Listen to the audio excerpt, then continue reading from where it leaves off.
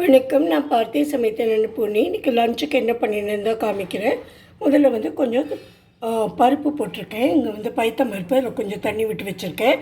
அப்புறம் இங்கே ஒரு 5-6 தக்காளியை நறுக்கி போட்டு 2 வெங்காயமும் ஒரு 7-8 பச்சை மிளகாயும் போட்டிருக்கேன். அடியில் கொஞ்சம் ஜீரகமும் போட்டிருக்கேன்.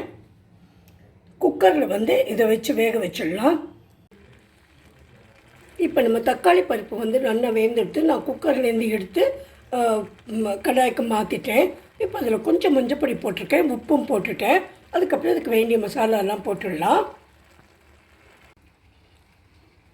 இது கொஞ்சம் தனியா பொடி, மிளகா பொடி, பெருங்காயம், இது 3 போட்டு கொடுத்துடலாம். இப்போ நம்ம தக்காளி பருப்பு ரெடி ஆகிடுது. இது வந்து உங்களுக்கு வேணும்னா கன்சிஸ்டன்சி நீங்கள் தண்ணியாகவும் வச்சுக்கலாம். ஆனால் எனக்கு கொஞ்சம் இன்றைக்கி திக்காகவே வேணும்.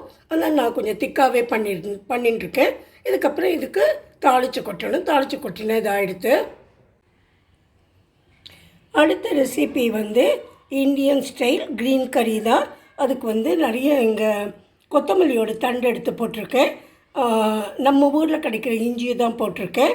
அதுக்கப்புறம் இந்த லெமன் இருக்கு இல்லையா, அதனோட இந்த தோலை கொஞ்சமாக சீவி, அதுவும் ரொம்ப ஜாஸ்தி கிடையாது, கொஞ்சமாக இது கூட சீவி போட்டு இதை அரைச்சின்னு வந்துடுறேன். இப்போ நம்ம அரைச்ச க்ரீன் கறி பேஸ்ட் இருக்குது. கடாயில் வந்து கொஞ்சம் குக்கிங் ஆயிலை விட்டுருக்கேன். இந்த ஆயிலில் வந்து அந்த பேஸ்ட்டை போட்டு நல்லா வதக்கிக்கலாம். இது நம்ம போட்ட பேஸ்ட் ஓரளவு நல்லாவே வதங்கிடுது.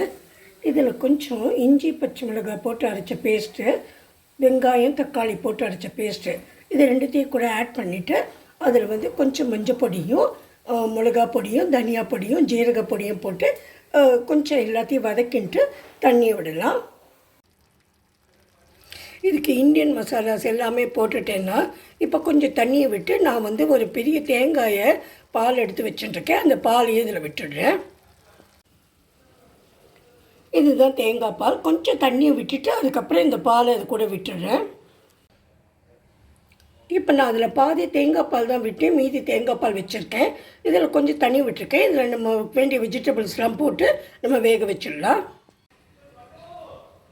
நான் zucchini வச்சுருக்கேன், கேப்சிகம், எல்லா கலர்ஸும் வச்சுருக்கேன். அதுக்கப்புறம் 2 பேசில் லீவ்ஸும் வச்சுருக்கேன். இதெல்லாம் அது கூட போட்டுவிட்றேன்னா. நீங்கள் மஷ்ரூம் சாப்பிட்றவாள்னா மஷ்ரூம் கூட போட்டுக்கலாம், பன்னீர் போட்டுக்கலாம், தோஃபு கூட போட்டுக்கலாம். நான் வந்து அதெல்லாம் போடலை. நான் இதெல்லாம் எங்கள் இடத்துல எல்லாம் சாப்பிடுவோமோ அதை மாத்திரம் போட்டிருக்கேன். இது கொஞ்சம் லேசாக வேகட்டும். நம்மளோட கறி வந்து நல்லாவே வேந்துடுது. அதாவது அது குழைய வேக வேண்டாம், கொஞ்சம் கடக்குன்னு இருக்கணும். அப்போ தான் அது டேஸ்டியாக இருக்கும். இப்போ கொஞ்சம் தலை வந்துடுது.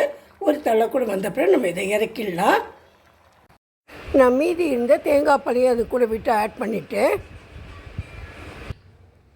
லஞ்ச் வந்து ரெடி ஆகிடுது. சாதம், இது வந்து ப்ரான் ரைஸ்,